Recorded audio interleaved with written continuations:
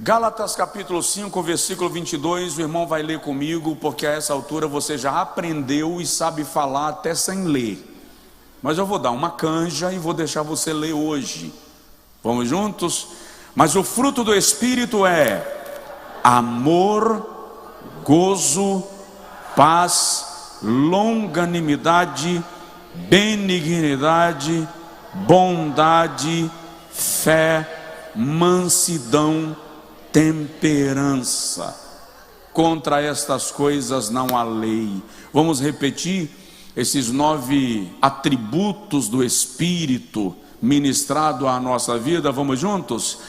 Amor, gozo, paz, longanimidade, benignidade, bondade, fé, mansidão, temperança. Olha para o seu vizinho e diga para ele assim: esse sou eu. Profetiza sobre você. Profetiza sobre você. Pode sentar em nome de Jesus. Eu já falei aqui sobre amor. Não vou repetir, as mensagens estão disponíveis no nosso canal no YouTube. Sobre o amor como fruto do Espírito, que não é o amor sentimental, é o amor sacrificial, não é o amor emocional, é o amor racional. Já falei aqui sobre alegria, e já fiz um paradoxo, um paralelo entre alegria e felicidade, para o irmão compreender que felicidade está relacionada a conquistas daqui. Eu dependo que um sonho realizado me torne feliz, que o meu marido me torne feliz, que a minha mulher me torne feliz, que o meu trabalho me torne feliz. A alegria não está condicionada a coisas da terra, porque ela é resultante de uma ação do Espírito Santo. Já falei com os irmãos sobre a paz, e a paz está relacionada à segurança, equilíbrio, tranquilidade, prosperidade. A paz como fruto do Espírito está relacionado à serenidade, a uma vida de leveza, ainda que às vezes sob pressão. Você não perde a tranquilidade que o Espírito Santo comunica à tua alma pela sua presença. Falei aqui com os irmãos de um equívoco que nós evangélicos cometemos, e eu espero que você não tenha cometido mais. O equívoco de monopolizar a paz, de pensar que a paz é só nossa, tanto que a gente comete o erro e a deseducação, porque também é falta de educação, saudar 2 pessoas com a paz do Senhor e a outra com boa tarde, quando nós podemos saudar a todos com a paz, porque a paz é do Senhor, ela é para todos, e aquele que não for digno da paz, a paz retorna para você. Você entendeu? Diga amém. Semana passada falamos aqui sobre longanimidade, e eu mostrei para os irmãos que longanimidade é a característica daquele que tem o ânimo longo, que tem uma capacidade incomum de paciência. E mostrei os reflexos da impaciência, as tragédias que a impaciência pode nos ocasionar. Um esposo conversou comigo essa semana e disse que ocorreu na casa dele 2 situações que normalmente ele ficaria assim bem chateado, e ele manteve a tranquilidade, e a esposa fez assim: você não vai brigar? E ele olhou para ela e fez longanimidade, ou seja, surtiu algum efeito. Então provoca seu vizinho e fala com ele aí: longanimidade. Agora olha para o outro vizinho e diz para ele assim: paciência. Paciência. Eu lembro quando houve aquela crise dos voos no Brasil. Eu estava num aeroporto em São Paulo, eu estava embarcando para os Estados Unidos, e o voo foi cancelado. As pessoas estavam sendo redirecionadas para um voo no outro dia, só que eu não poderia embarcar no outro dia, porque meu compromisso já era no dia seguinte. E eu vi gente dando tapa na mesa, brigando com o funcionário, pegou cadeira e jogou para cima do funcionário. Eu me afastei, deixei aquela cena toda acontecer, aquele barraco todo acontecer. Quando todo mundo foi direcionado para os hotéis, para o próximo voo, fez uma pauleira no aeroporto, eu me aproximei da atendente e disse: moça, eu não posso ficar para embarcar amanhã, porque amanhã eu já tenho compromisso. E o detalhe, eu acredito que você consegue me embarcar em primeira classe. Ela olhou para mim e disse: não tem voo para hoje? Eu disse: tem, você vai conseguir. E ela olhou para mim, parou um tempinho, foi lá dentro, voltou com um cartão de embarque de primeira classe para eu embarcar no mesmo dia. Ou seja, quem fez aquela pauleira toda teve que se adequar àquilo que a companhia estava estabelecendo. Com paciência, a Bíblia diz, Jesus diz em Lucas, que pela vossa paciência salvareis as vossas almas. Provoca de novo o vizinho e diz para ele aí: paciência. Agora, hoje, eu vou falar um pouco com os irmãos sobre benignidade. O que é benignidade? Como e quando ela se manifesta? Preciso começar lembrando aos irmãos que a vida cristã só pode ser vivida no poder do Espírito Santo. Não é possível praticar amor, alegria, paz, longanimidade e benignidade neste nível, se não for por uma operação direta do Espírito Santo na nossa vida. Você está me entendendo? Diga amém. Tem um camarada na Bíblia chamado Lameque. Esse camarada nunca levou desaforo de ninguém para casa. Do comportamento de Lameque surge um padrão que virou lei, chamada lei de Talião, ou seja, olho por olho, dente por dente.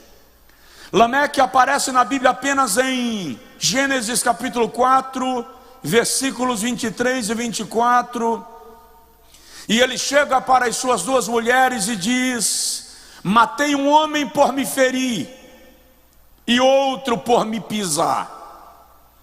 Alguém de maneira desavisada pisou no pé de Lameque, e para Lameque não há segunda chance. Ele matou o indivíduo porque pisou no seu pé. O tipo do camarada que não perdoa, que não tolera, que não dá segunda chance. É o que o meu avô materno chamava de ir cavar nos pés. Meu avô dizia: quem me fizer mal, acaba daí que eu vou cavar nos pés. Tem muita gente na igreja vivendo nesse padrão, nesse teor, neste nível. São alguns que inclusive dizem assim: eu sou crente, mas o meu revólver não é. Eu sou crente, mas o meu braço não é. Ou seu braço se converteu também, ou nada em você foi convertido. Aliás, o seu revólver, acho muito bom você ponderar as circunstâncias nas quais o possui, porque é preciso analisar que você não é filho de Lameque, você é da descendência de Enos, aqueles que invocam o nome do Senhor. Diga amém. Provoca o vizinho, fala com ele: você não é filho de Lameque. Lameque é o retrato bíblico da natureza humana. Nós nos comportamos, regra geral, mais ou menos igual a Lameque. Não na mesma instância, não com o mesmo peso de atitudes, mas sou simpático com quem for simpático a mim. Sou alegre com quem for alegre comigo. Saúdo quem me saudar. E quem me fizer o mal, me aguarde, porque vai ter troco. É a natureza de Lameque. Muita gente na igreja ainda está vivendo nesse nível de comportamento. Porém, benignidade é uma característica que nos aproxima do padrão de Deus. Deus é benigno.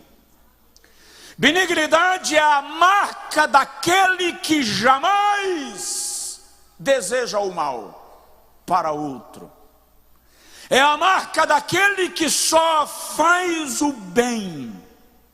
E aquilo que é maligno não fará parte da sua história e da sua trajetória.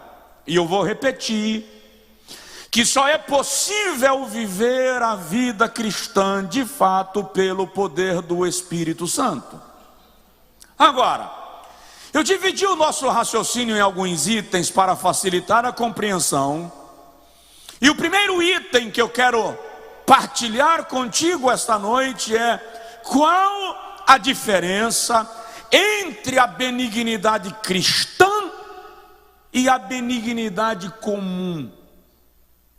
Porque você vai olhar para mim e vai dizer assim: pastor, eu conheço pessoas que não são cheias do Espírito Santo, e elas são pessoas que fazem o bem, elas dão esmolas, elas socorrem os necessitados, são perdoadoras. Qual é a diferença entre a benignidade cristã e a benignidade comum? Lucas, capítulo de número 6, versículo de número 33, diz assim: se fizerdes o bem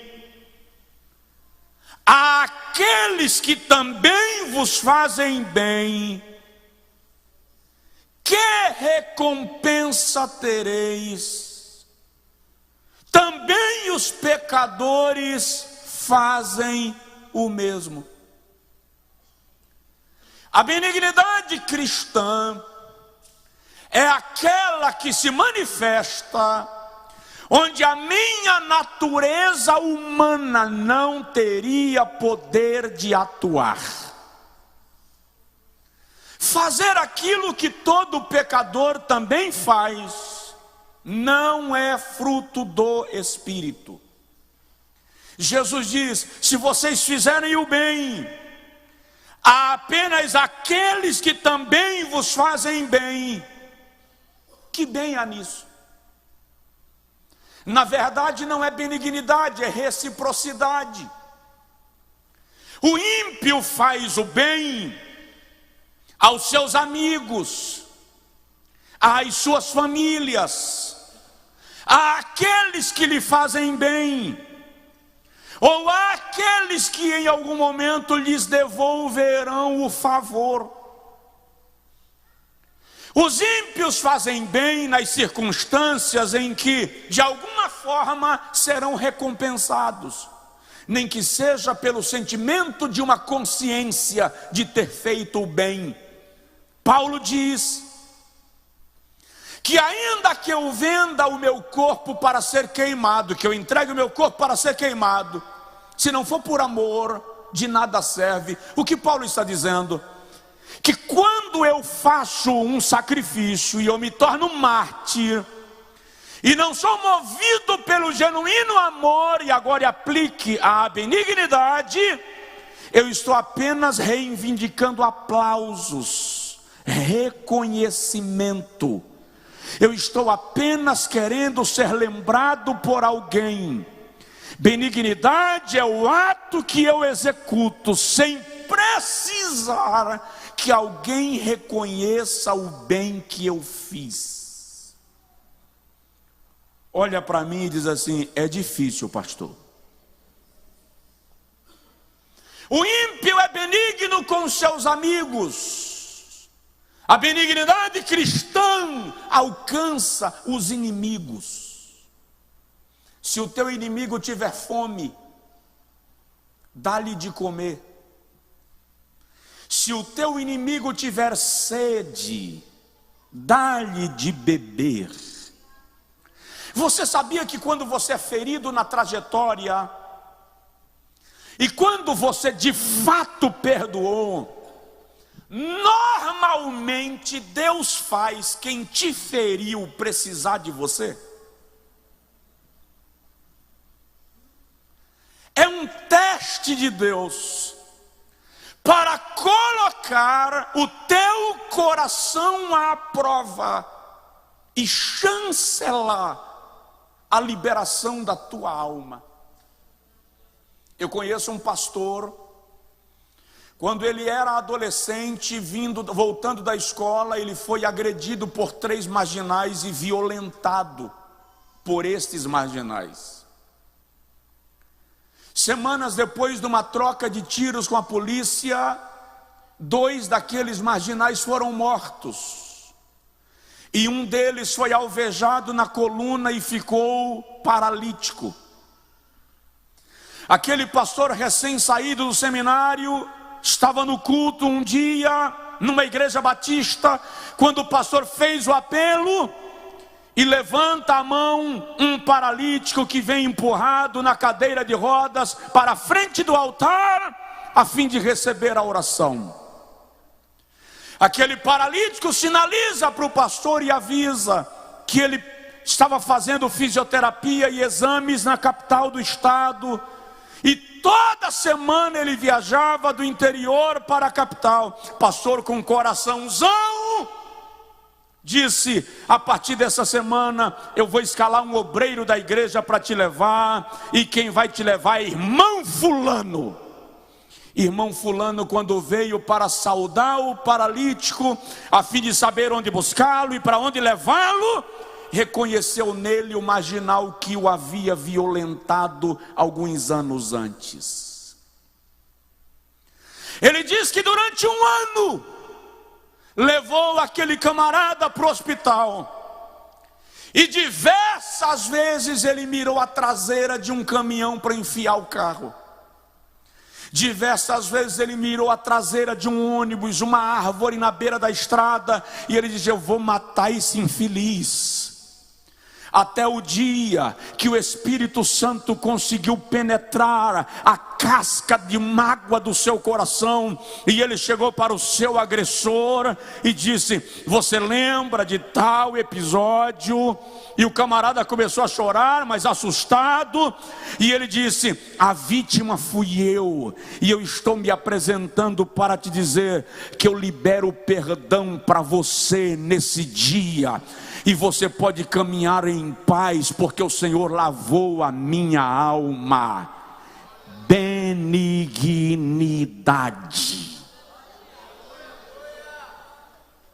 Tem mais de 2 pessoas na igreja agora à noite? Provoca de leve o seu vizinho e diz para ele assim: benignidade. Você pode ser testado pela benignidade. É a capacidade de fazer bem àqueles que não vão te devolver nada. A benignidade cristã é o fruto da presença do Espírito Santo. Olha para mim, por favor. Nós somos maus por natureza. O pecado nos tornou maus. Nós somos naturalmente vingativos. Somos dados a resolver as coisas com a nossa mão. Benignidade é quando o Espírito Santo supera esse traço pecaminoso da nossa natureza e nos leva a agir com o bem, onde normalmente agiríamos com o mal.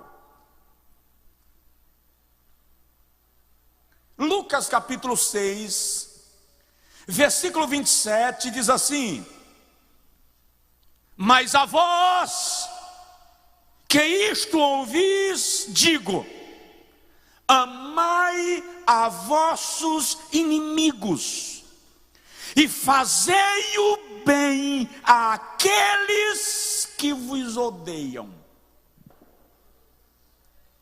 Eu estava num congresso de pastores uma vez, eu era bem jovem ainda, não era obreiro ainda, e o pregador daquela noite estava pregando sobre: se o teu inimigo tiver fome, dá-lhe de comer.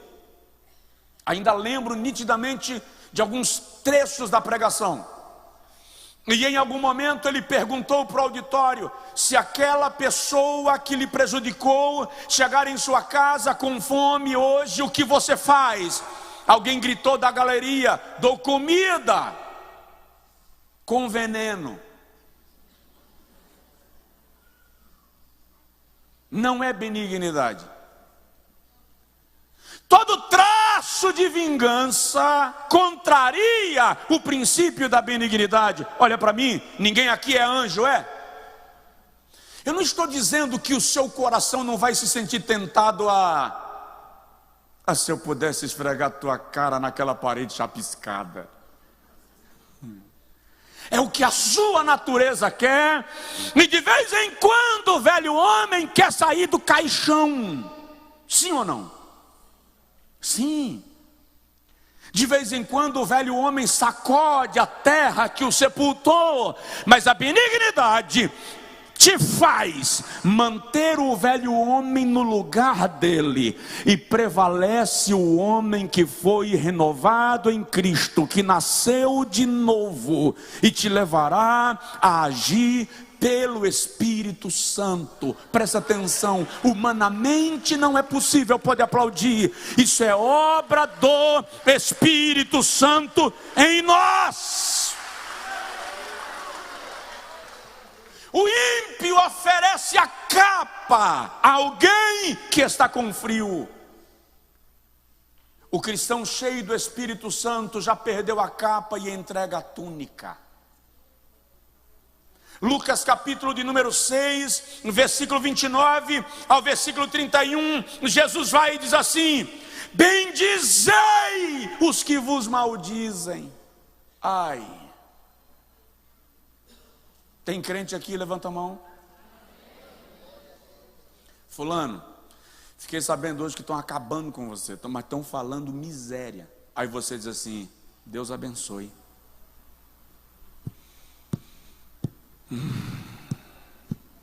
Pense num sapo grande. Mas isso é benignidade. Bendizei os que vos maldizem, e orai pelos que vos caluniam. Quem quer aceitar Jesus como Salvador hoje à noite, levante a mão aí que eu quero fazer uma oração pela sua vida. Isso é caso para a gente se converter. A Bíblia diz de Jesus que ele, quando era injuriado, não injuriava. Quando era caluniado, não caluniava. Entregava-se àquele que julga retamente. O que a Bíblia está dizendo sobre isso é: quando você descobrir que alguém te caluniou, em vez de criar uma calúnia para devolver, entra no teu quarto, fecha a tua porta e ora ao teu pai em secreto, e ele que te vê em secreto te recompensará. Olha o versículo 29. Ao que te ferir numa face, oferece-lhe também a outra. E ao que te tirar uma capa, não lhe negues a túnica. E dá a qualquer um que te pedir. E ao que tomar o que é teu, não brigues para tomar de volta.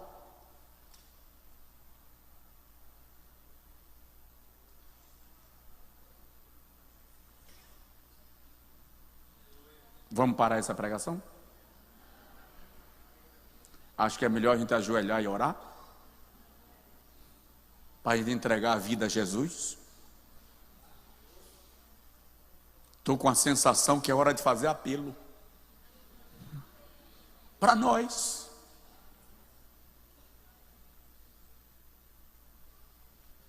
Me responde se cristianismo dá para ser vivido sem poder do Espírito Santo.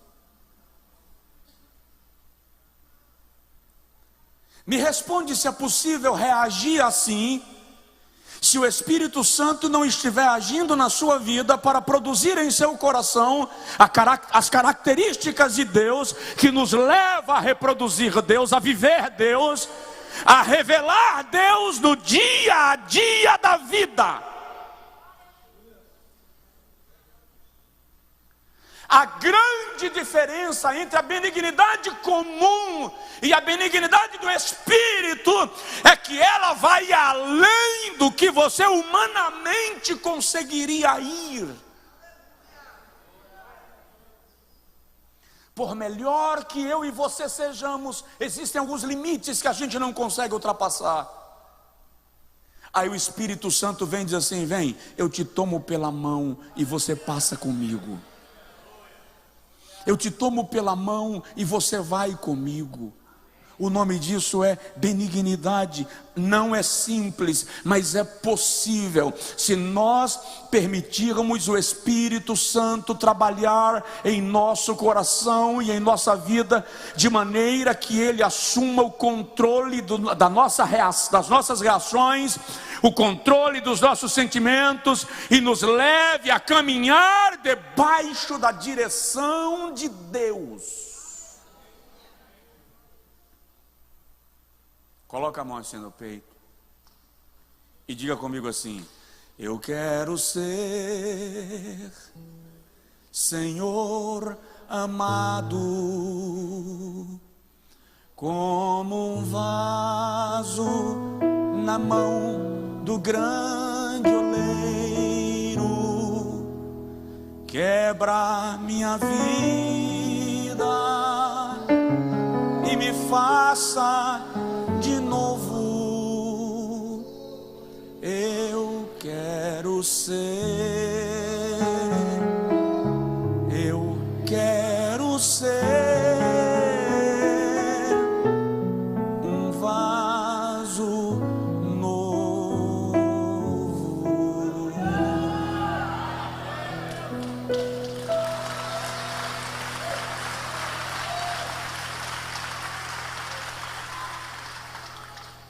Segundo item que eu quero compartilhar contigo: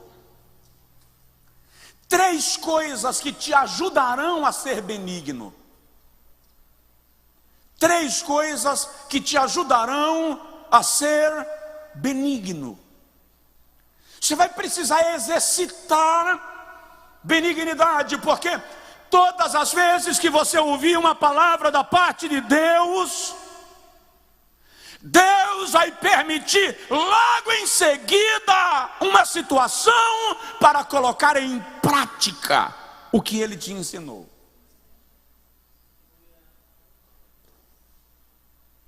Diz assim: Senhor, tem misericórdia, alivia. Primeira coisa que vai te ajudar a ser benigno: não pense no que a pessoa merece. A graça de Deus nunca foi manifestada pelo mérito. Deus decidiu por conta própria nos abençoar sem mérito. Então, se você vai ser benigno, você não pode medir o que a pessoa merece. Vou dar um exemplo. Você tem alguns irmãos, eles estão com muita inveja de você porque você começou a prosperar. Eles te atraem para uma situação. Naquela situação, eles planejam te matar. E você está ouvindo eles planejando como vai ser a sua morte. Sequestrado pelos irmãos.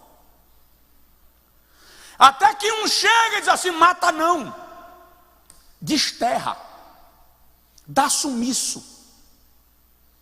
manda para um lugar onde ninguém vai. Vende esse cara para um bando de estranho, e ele vai servir para alguma coisa em outro lugar. E nosso pai diz para ele que ele morreu na viagem. O cara vai ser escravo. Da escravidão, quando começa a prosperar, ele vira prisioneiro, vai para a cadeia. De repente Jeová para e diz assim: chegou, já cumpriu o tempo, eu lhe quero no palácio. E o camarada sai da prisão para o trono e vira vice-governador do império mundial da época. O rei do Egito olha para ele e diz: somente quando eu estiver no trono serei maior do que tu. Fora do trono, a maior autoridade do Egito é você. Esse camarada virou o homem mais poderoso do mundo.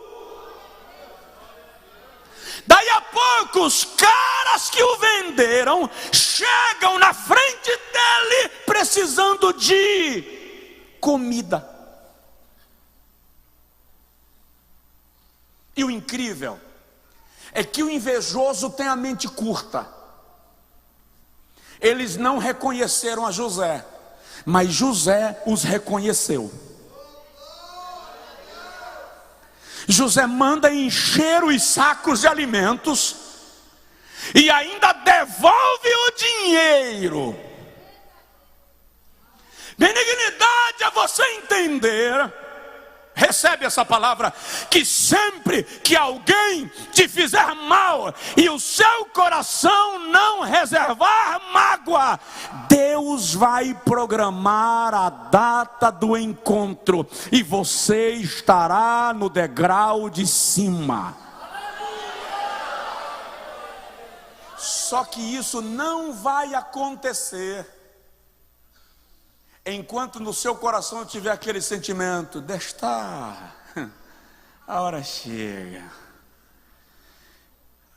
a vida dá muitas voltas, vocês me pagam, eu queria só para provar. Enquanto esse sentimento estiver aí, você permanece na casa de Potifar, na prisão, porque ainda não está em condição de ir para o palácio.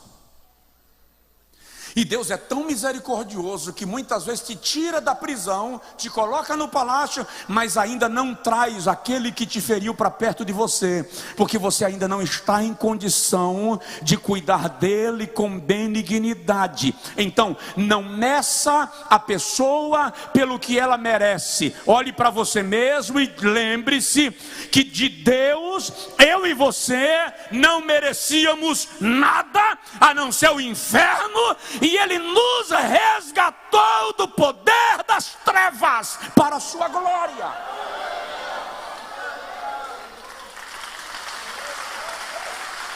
Aleluia! Segundo lugar, segunda coisa que te ajuda a ser benigno: siga o exemplo de Jesus. Decida ser como Jesus. O que Jesus faria nesta situação?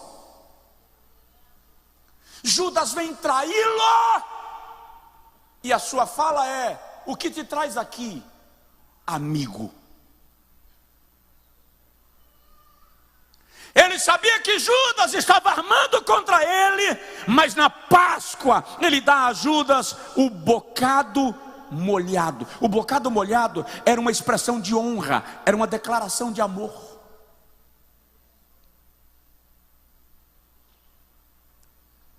Na cruz, seus inimigos lhe escarnecem e ele diz: Pai, perdoa-lhes, porque eles não sabem o que estão fazendo. Isso não é chavão, isso é misericórdia, isso é graça, isso é benignidade. Não leve em conta o que eles estão fazendo, porque eles não têm noção da dimensão do ato. É isso que Jesus está dizendo.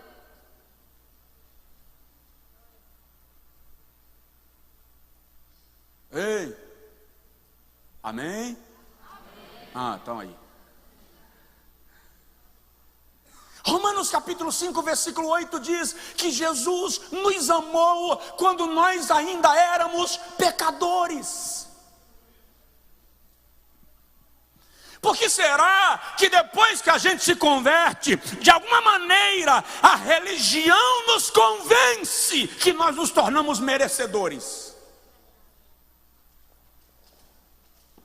Quando a gente não merece nada. Então decida fazer o que Jesus faria. Terceira coisa que você precisa saber para ser benigno: analise a sua motivação. Por que eu estou sendo benigno? É porque eu quero controle? Eu estou sendo benigno é porque eu quero comandar? É porque eu quero montar no pescoço? Eu estou sendo benigno é para atrair a presa, a arapuca? Eu estou sendo benigno é para ser reconhecido? Eu estou sendo benigno para ser aplaudido? Ou eu estou sendo benigno porque Jesus está sendo reproduzido em mim pela obra do Espírito Santo? Quais são as nossas motivações? Por que razão estamos praticando benignidade? Porque se for por reconhecimento no mundo, já recebemos a nossa recompensa. Quem quer galardão aqui, está abrindo mão de galardão na glória. Seja benigno. Diga para você, diga para Deus agora: Senhor, opera em meu coração benignidade. Terceiro, nós normalmente confundimos indiferença pacífica com benignidade. Então eu quero falar agora sobre contra a indiferença pacífica. Não me vinguei, não retribuí, mas para mim morreu.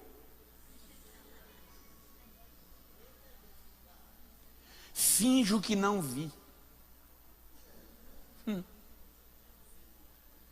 Finjo que não conheço. Já vi gente dizendo assim: eu sei matar alguém sem levar para o caixão. Indiferença pacífica não é benignidade. Nós acabamos nos adaptando àquele padrão do tipo: se falar comigo, eu falo. Se não falar, eu também não falo. A pessoa vem na minha direção para me saudar, eu finjo que não percebi, viro as costas e sigo, porque afinal de contas eu não estou afim de pegar na mão dela. Indiferença pacífica. O outro chega e diz: a paz do Senhor, irmão, eu não consegui me livrar. Ele diz: a paz, eu seguro na mão por educação, mas não respondo com paz, porque eu não recebi a paz. Indiferença pacífica. Eu não estou dizendo que você vai pegar o teu inimigo e colocar na tua cama. Eu não estou dizendo que você vai pegar o cara que roubou tuas galinhas e colocar dentro do puleiro, do galinheiro. Então, a indiferença pacífica nos leva a dizer: se falar comigo eu falo, se não falar comigo, também não falo.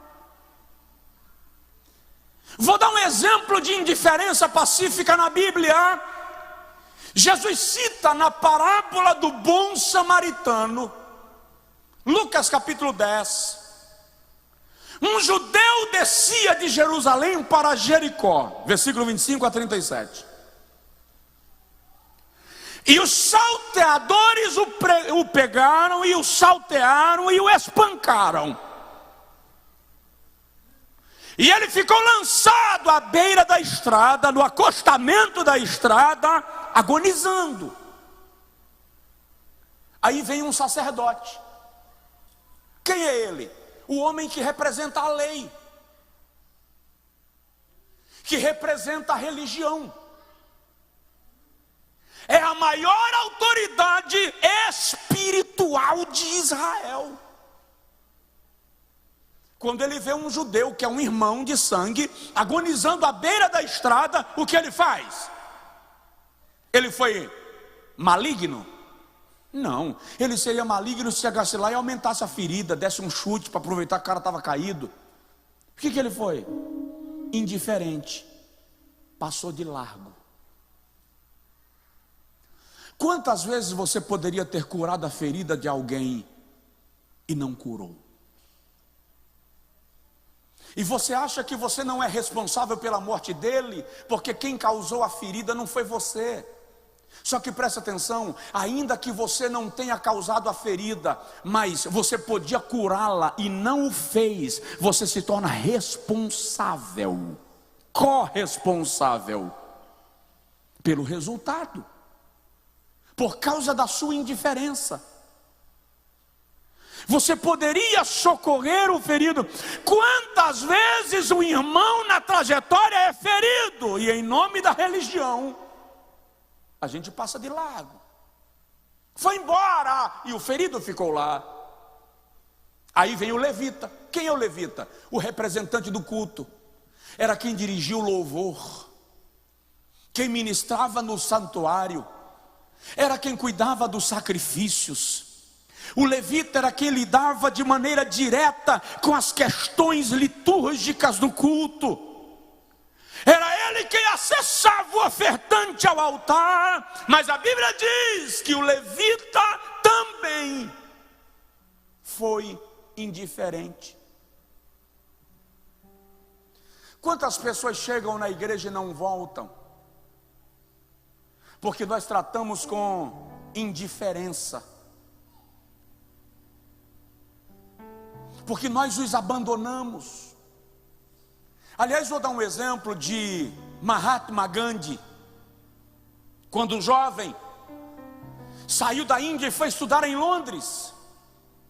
E quando ele chegou numa igreja para participar de um culto, porque ele se tornou um pesquisador das religiões, ele estava mal cheiroso e entrou na igreja. E quando ele entrou na igreja, as pessoas perfumadas rejeitaram sua presença e mudaram de cadeira, deixaram ele sozinho. Terminado o culto, o jovem indiano chegou para o pastor. Era inverno em Londres e inverno na Inglaterra é inverno. Estou falando de 20, 25 abaixo de zero. Pediu permissão para dormir dentro do templo porque estava muito frio. E o pastor disse: aqui não tem dormitório, não posso lhe esperar. E foi fechando a porta. O jovem indiano pediu: então me deixa dormir na parte de dentro do muro da igreja. Para não estar na rua, também não pode. Então me conceda um pano, uma toalha, alguma coisa para eu me cobrir. Não tem. Boa noite. Por favor, pastor, há 3 dias eu não como. Me consiga então um pedaço de pão. E o levita foi embora, o sacerdote foi embora. Gandhi se formou, se torna um dos grandes pensadores da história, a cabeça pensante do hinduísmo, arregimenta e arrebanha 1 bilhão de hindus para a sua filosofia religiosa. E quando Gandhi está perto de morrer, um jornalista americano lhe pergunta: o que o senhor fala de Jesus Cristo? O velho Gandhi responde: no Cristo de vocês eu creio. Eu não creio é no cristianismo que vocês pregam.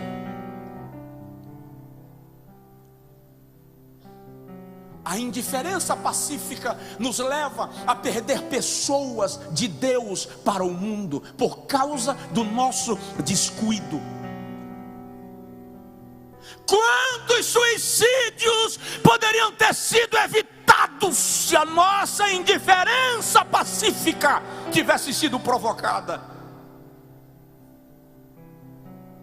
Gente que senta do nosso lado no culto em depressão profunda e a gente não percebe. Gente que sai da igreja e se mata depois do culto e a gente não viu. O marido dorme contigo, a mulher dorme contigo, teu filho está dentro de casa e você não percebe. Por quê? Porque você está atento a tudo, menos ao que mais importa. Sinais que estão sendo emitidos de que alguma coisa não está bem.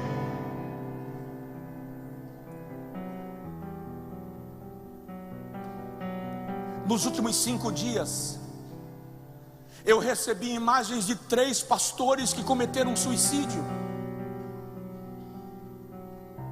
Esses camaradas cuidam de igreja, pastoreiam igrejas, lidam com o povo, estão no púlpito pregando, se relacionam com seus obreiros. Ninguém viu. Por que não viu? Porque nós somos indiferentes à dor do vizinho. Porque cada um se vire com seus espinhos, eu também tenho os meus. Só que este não é o princípio do amor cristão. O princípio do amor cristão é olhar para alguém, saudar com a paz e olhar nos olhos para receber a comunicação do seu estado. Porque você pode salvar uma alma. Estava saindo aqui do gabinete um tempo desse atrás, quase 5 da tarde, sem almoçar, esgotado, cansado, arrebentado, moído. Quando eu fui saindo, chegou um senhor e disse: senhor pastor Josué? Eu disse: sim. Se eu queria falar com o senhor. Eu olhei para ele, eu estava com muita fome, eu estava mal, chaqueca maluca, e eu falei: é urgente. Ele disse: pode esperar para amanhã. Eu chamei um dos pastores que estava aqui e falei: faz um favor, ora por ele, e amanhã o senhor volta às 10 da manhã. Dei uns 2 passos, parei e olhei para ele e perguntei: é muito urgente? Ele disse: um pouco. Se vem cá. Em suma, ele estava com 2 armas na cintura, colocou em cima da mesa e disse: eu estou indo no trabalho da minha mulher, eu vou matar a minha mulher e depois eu vou cometer suicídio. Orei com ele, abençoei a vida dele, convidei para no dia seguinte ele vir ao culto. No dia seguinte ele estava no culto com a esposa, para a glória de Deus. O livramento foi dado, o laço foi quebrado, a unção de Deus foi derramada e a glória de Deus trouxe livramento para aquela situação.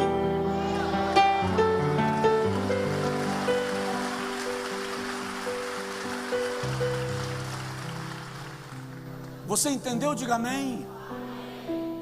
Então, nós precisamos compreender que nós somos indiferentes quando passamos de largo ao sofrimento de alguém, ignoramos quando podemos levar socorro.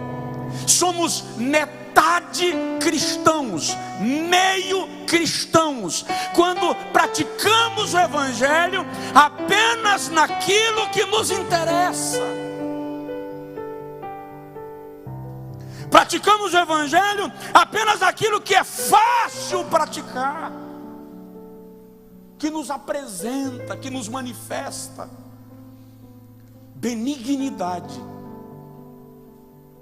é você socorrer alguém diante de quem Deus te colocou uma missão e você ignora. E aí eu vou repetir: quantos sinais de angústia perto de nós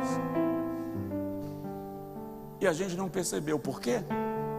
Porque a gente entra na igreja no automático, senta, participa do culto, levanta e vai embora. Nós não nos percebemos. Você está me entendendo? Diga amém. Eu cheguei para pregar numa capital do país um dia desses, e enquanto estava do aeroporto para o hotel, chegou um aviso para o irmão que fora me buscar, que o coordenador dos jovens daquela igreja, um advogado recém-formado, 22 anos, casamento marcado, o coordenador do congresso que eu ia pregar,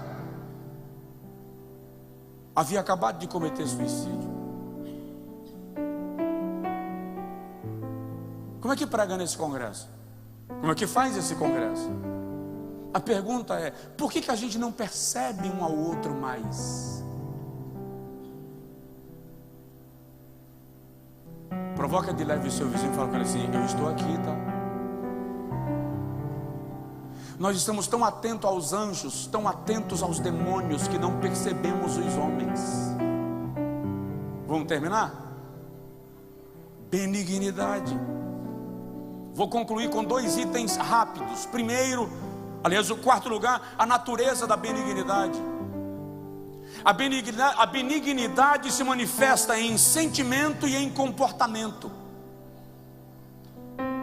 Benignidade em sentimento é empatia, é se colocar no lugar do outro para sentir a dor como se ela fosse sua, e em vez de dizer não estou nem aí, se preocupar em ajudar na questão que aflige. O benigno não ri dos que choram. O benigno chora com os que choram, ri com os que riem. O nome disso é empatia. Benignidade de comportamento é simpatia, é a reciprocidade de relacionamentos, é não deixar o outro com a mão estendida,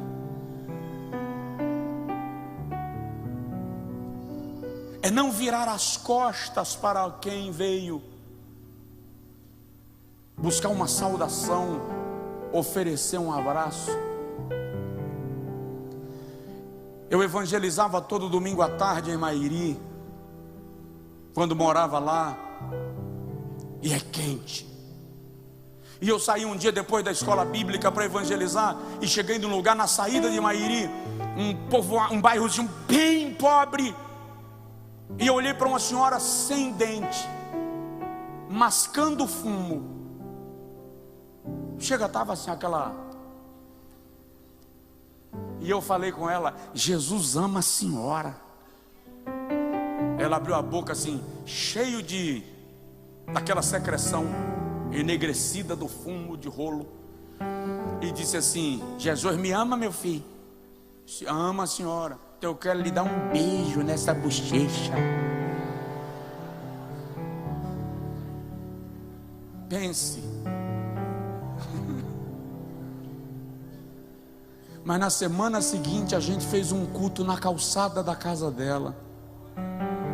Daí em diante nós estabelecemos um culto a cada 15 dias na porta da casa dela. A filha dela aceitou a Jesus como Salvador num dos cultos. Depois o neto aceitou a Jesus num dos cultos, e ela lá só aceitou a Jesus perto de morrer, mas entregou a vida a Cristo para ganhar vida eterna. Ou seja, simpatia é a disposição de ser acalorado, recíproco, quando você for abordado num sentimento de amor e de fraternidade. Eu vou concluir. Qual é a matriz da benignidade? Onde eu devo me inspirar para ser benigno? Qual o maior exemplo de benignidade? Deus. Se inspira nele. Olha para Deus. Comece a olhar para as pessoas como Deus olha. Veja que em cada pessoa, boa ou má, existe uma alma, e Deus tem interesse nela. É interessante que Moisés olha para a madeira de acácia e só vê madeira. Deus olha e vê uma arca. Jessé olha para Davi e só vê um menino. Deus olha e vê um rei. Os amigos de Pedro olham para ele e veem apenas um pescador arrojado. Jesus olha e vê um pastor de ovelhas. A igreja cristã olha para Saulo e vê um perseguidor. Jesus olha e vê um vaso escolhido. Onde você pensa que é caso perdido, Deus pode estar depositando um grande tesouro para a glória do seu nome. Então, a nossa matriz, inspiração de benignidade é o Senhor. Deus é benigno. Se nós quisermos aprender sobre benignidade, tem que ser com Ele. Fica de pé, por favor. Romanos capítulo 12, versículo 10, para a gente concluir, esse texto me desafia. Paulo diz assim: amai-vos cordialmente uns aos outros com amor fraternal. Amar com cordialidade, dando preferência em honra uns aos outros.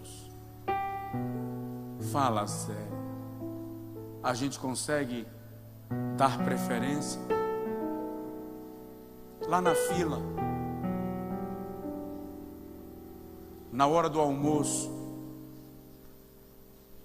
no dia a dia,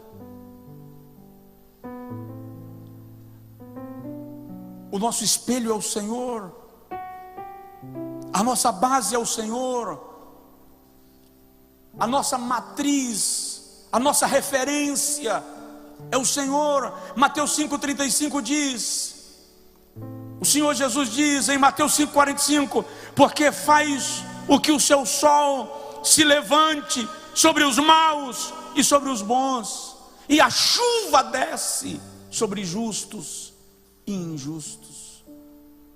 Ou seja, Deus não faz acepção de pessoas.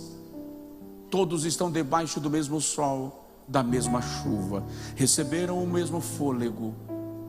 O nome disso é benignidade. Você é benigno com seus filhos, benigno com o seu cônjuge, benigno com o seu vizinho, benigno com o necessitado que te aborda, benigno com o teu inimigo? Ou se ele cair na tua mão, ele está com a estaca cravada? Hora de orar e a gente dizer para Deus: eu preciso ser convertido. Eu não estou dizendo a você que praticar isso aqui é fácil, não, tá? Eu disse no início que a vida cristã só pode ser vivida pelo Espírito Santo. Precisamos orar e pedir a Deus que nos ajude a viver isto. Caso contrário, o Evangelho será apenas uma filosofia. Caso contrário, o Evangelho não estará operando em nós para a prática diária. Ore comigo e pede a Deus isso. Senhor, me faz benigno. Você pode dizer para Deus: Senhor, eu consigo fazer o bem para quem me faz bem. Eu consigo me fazer o bem pelo menos para quem nunca me fez mal. Não vai me devolver, mas também nunca me fez mal. Mas orar pelos que me odeiam como o Senhor manda. Abençoar aqueles que estão me maldizendo como o Senhor manda. Senhor, isso está além de mim. Pode dizer isso para Deus. Isso está além de mim. Isso vai além da minha capacidade. Eu preciso que o Senhor me ajude.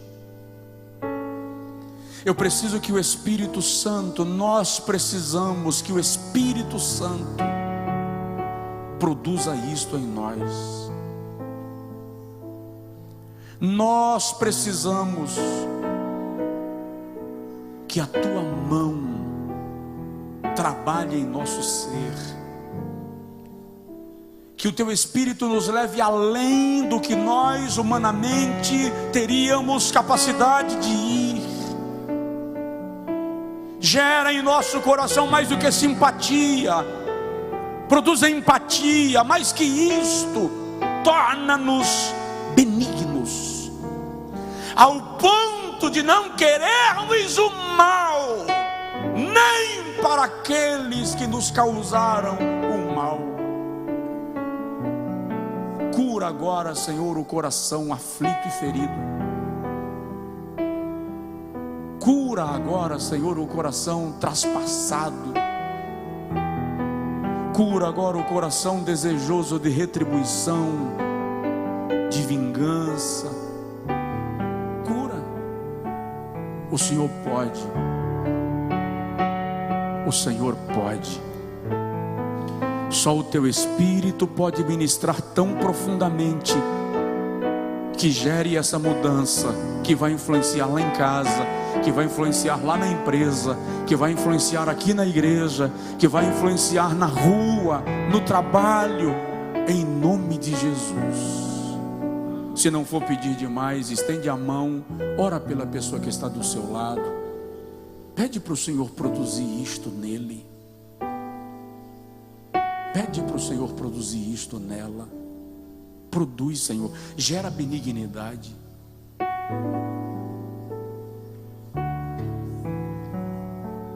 Gera nos corações um sentimento divino